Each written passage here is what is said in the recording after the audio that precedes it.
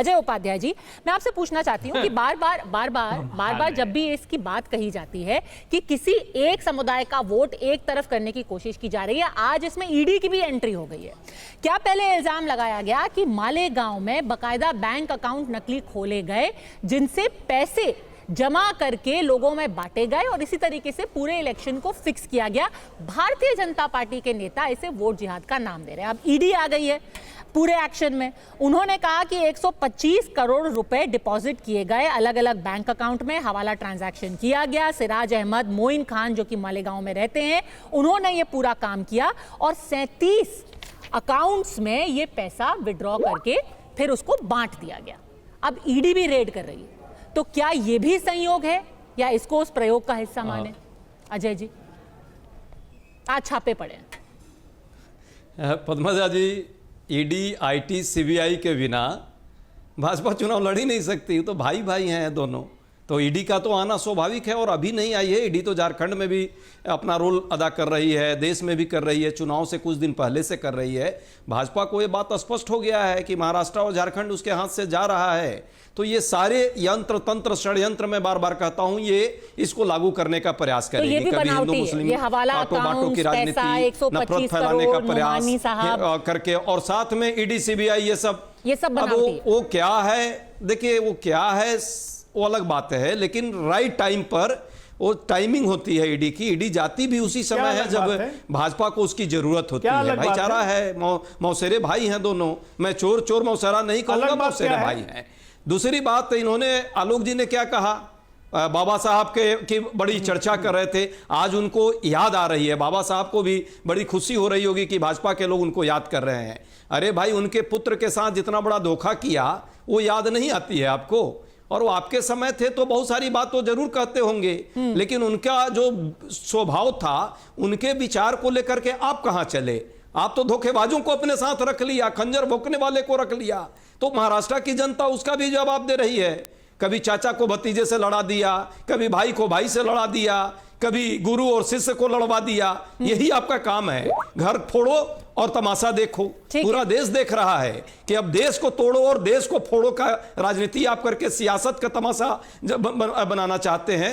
पर देश की जनता और विशेषकर महाराष्ट्र और झारखंड की जनता आपकी सारे यंत्र तंत्र षड्यंत्र को समझ चुकी है। गलतफहमी में मत दीजिए। संविधान की रक्षा के लिए पल पल एक एक लोग तैयार हैं इस देश में, और संविधान पर जितना आप प्रहार करेंगे उतना ही यहाँ के आदिवासी, दलित, मजदूर, मजलूम, महिला और सभी वर्ग के लोग खड़ा होंगे। हम सभी वर्गों का प्रतिनिधित्व करते हैं। वसुधैव कुटुंबकम और सर्व नर संभाव की बात हमारे जेहन में है। हम उसी को लेकर चलेंगे और आपको भी आना पड़ेगा।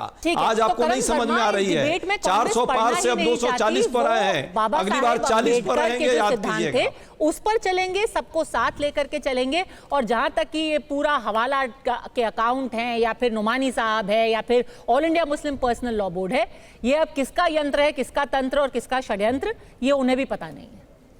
वो तो सबको साथ लेके चलना चाहते हैं। सबसे पहले तो अजय जी ने अभी कहा कि बाबा साहब अंबेडकर की पहले बात कर लेते हैं। बाबा अंबेडकर पे इन्होंने जो कहा, तो इन्होंने कहा कि उनकी स्पिरिट को भी ठेस पहुंचाई। कश्मीर में 370 वापस लाके वाल्मीकि समाज को रिजर्वेशन ना देने का जो दुष्कर्म है, वो रेजोल्यूशन पास किसने किया? आपकी इंडिया अलायंस ने किया। आप खड़े हुए ना उमर अब्दुल्ला के कंधे से कंधा मिलाकर उस रेजोल्यूशन में कि आर्टिकल 370 वापस लाया जाए। तो सबसे ज्यादा चोट तो आपने पहुंचाई।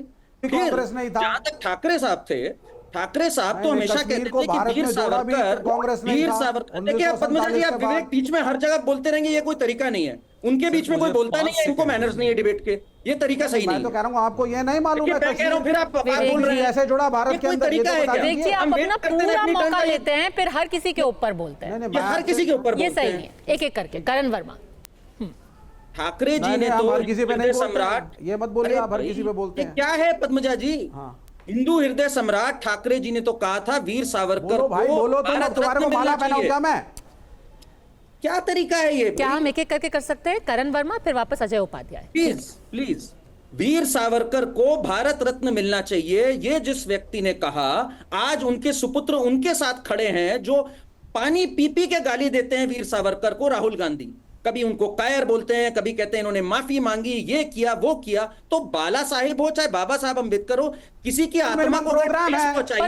वो आपने मैं सवाल आपसे ये नहीं पूछ रही हूँ, मैं सवाल आपसे ये पूछ रही हूँ कि ये जो सब मिला करके क्या एक नैरेटिव बनाने की कोशिश की जा रही है। ये जो तीन सो कॉल्ड फतवे आए हैं पिछले कुछ दिनों में, उलेमा बोर्ड, मराठी मुस्लिम संगठन, all India Muslim personal law board, Congress के प्रवक्ता यहाँ साफ साफ कह रहे हैं हमारा इनसे कुछ लेना देना नहीं है, ये एक जबरदस्ती एक षड्यंत्र करके नैरेटिव की कोशिश हो सकती है। पद्मजा जी, जब इनकी कथनी करनी नजर आ रही है, जब पीएफआई के एजेंडा को ये कर्नाटका में आगे बढ़ा रहे हैं, जब कह रहे हैं वक्फ को कोई छू नहीं सकता, तो वो उन्हीं से तो मांगेंगे जिनसे इन्हें पूर्ति की आशा हो। आज कांग्रेस साफ तौर पे कह रही है हम मुस्लिम की पार्टी हैं, किसके साथ खड़े हैं? आईयूएमएल। और विवेक जी को कुछ पता नहीं है, इन्हीं की लेफ्ट सरकार ने आईयूएमएल के खिलाफ एफिडेविट डाला है कि ये हिंदुओं को मंदिर के घंटे से लटकाने की धमकी दे रहे हैं। अब बताइए, पूछे विवेक से, क्या इनकी पार्टी भी इस्लामोफोबिक है?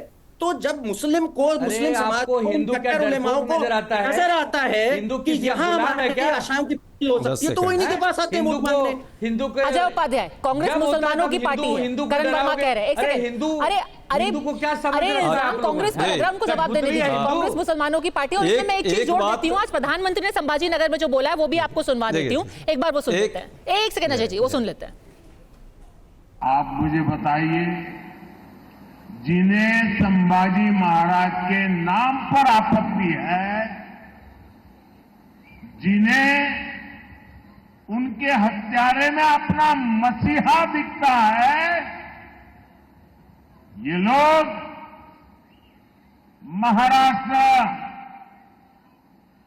और मराठी स्वाभिमान के खिलाफ खड़े हैं कि नहीं खड़े हैं? भाव वही है अजय उपाध्याय जी। जी, हमारे साथी जो हैं अभी करण जी, एक तो बड़ी अच्छी लगी, मैं TV9 भारतवर्ष को बधाई देता हूं कि उन्होंने 15 मिनट में ही एक व्यक्ति जो लेखक था उसका मुखौटा उतारकर बीजेपी समर्थक बना दिया। तो ये अच्छा लगा। अब वो क्या बोल रहे हैं सबने देख लिया, जो इसका खुद मुखौटा था वो उतर गया। जहां तक प्रधानमंत्री जी की बात है, तो प्रधानमंत्री जी की तो ये आदतन में हो गई है, चुनाव के समय बंटवारे की राजनीति करना पूरे भाजपा के तंत्र का ये हिस्सा है। प्रधानमंत्री जी उसी के जो है संचालक हैं, एक तरह से उसके मुखिया हैं।